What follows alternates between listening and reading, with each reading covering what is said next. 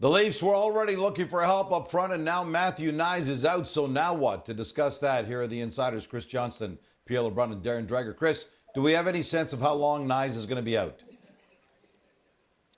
We do, and in this case, it's good news for the Maple Leafs, who've had to deal with their share of injuries, of course, this season. But the early word on Matthew Knies, and there was concern when he left the game with an upper body injury on Wednesday night against Columbus, is that this is going to be a matter of days, not weeks for him in terms of his return. So it shouldn't be too long on the sidelines for him. As for John Tavares, who last week left the Leafs lineup with a lower body injury suffered at practice, he has not resumed skating yet at this point. So there's still a little bit of lack of clarity around exactly when he'll be back. He's said to be progressing well, but until he's back on the ice with teammates, he's a ways off of playing again soon.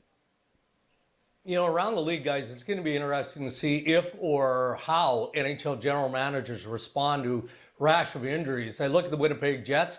Last week, we were talking about the influence of their captain, Adam Lowry, and now he's on the sidelines week to week. But I don't think this is going to change the positioning of general manager Kevin Cheveldayoff there. Now, maybe some rest during the Four Nations, if needed, helps Lowry. They've got depth organizationally. That's not to say that Cheveldayoff isn't listening or having conversations. If there's a forward that makes sense, an upgrade on defense that makes sense, he'll act, but he won't do it because he's under pressure with Lowry hurt. Speaking of the Jets, Kevin Cheveldayoff's been very open about the fact he'd love to sign Winnipeg native Jonathan Toews if and when he's ready to come back to the NHL. Is there any chance that can happen this season, Pierre? Very unlikely. Jonathan Toews isn't planning on coming back this season. Now, again, I wouldn't bet against a guy with the heart of a lion, but that's his intentions right now, according to people familiar with the situation. Now, as far as the Winnipeg Jets, his hometown team, the feeling is mutual, I'm told. I mean, if and when he does come back next year, I think the idea of playing for the Jets would mean a lot to Jonathan Toews. But there are other teams who have inquired as well. And that mere fact that a number of teams have called agent Pat Brisson, I know means a lot to Jonathan Toews, who wasn't sure what to expect. We announced his potential comeback plans. But for this year, it doesn't look like it. While the Jets have the best goalie in the league, the Caps may have the best goaltending deal in the NHL. Logan Thompson's got the third best goals against and save percentage. But the bad news for the Caps, he's a pending UFA, Pierre. Yeah, that's no good news comes without a caveat, right? And the Washington Capitals probably wish they had extended Logan Thompson, about a month ago, because he continues to be on an absolute tear.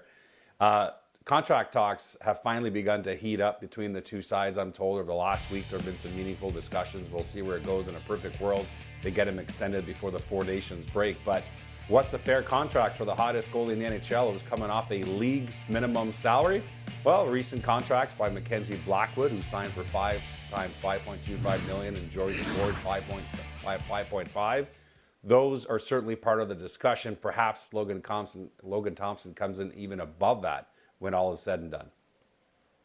Still on the goaltending theme, bad news for the Devils. Jacob Markstrom left Wednesday night's game with a leg injury, gone week to week. Not good for the Devils or Team Sweden, CJ. Absolutely not. And all of a sudden, the Swedish Federation finds itself thinking about contingencies, not just for Jacob Markstrom, who exited the Devils lineup, as you mentioned, but also William Karlsson, who's listed as week to week by the Vegas Golden Knights and had previously been mentioned with their team. Both of these players, there's a chance, could miss the tournament. Not yet fully clear what their timelines will be, but obviously with only 3 weeks until that begins, every country is on high alert right now. And a quick note on Jani Hakanpää, who has not played since November for the Maple Leafs. He's been named to Team Finland, and he intends to be there at the tournament. He's hoping he might need a couple games beforehand, but as of right now, he is planning to play. Well, and I can tell you, you're right. I mean, all of this injury stuff related to the possibility of the Four Nations has owners, general managers, and coaches walking on eggshells. Imagine if you view yourself now at this point of the regular season as an NHL contender for the Stanley Cup, and your star goaltender, your star forward, or your star defenseman gets hurt at the Four Nations. Players get hurt on a nightly basis in the National Hockey League, but the non-NHL injuries are really concerning from top brass, guys. Yeah, for a 2-week span, the Four Nations face-off seems like a great idea for guys who want to play for their countries, but in the long run, maybe 2 weeks on the beach might be a better idea for their respective NHL teams.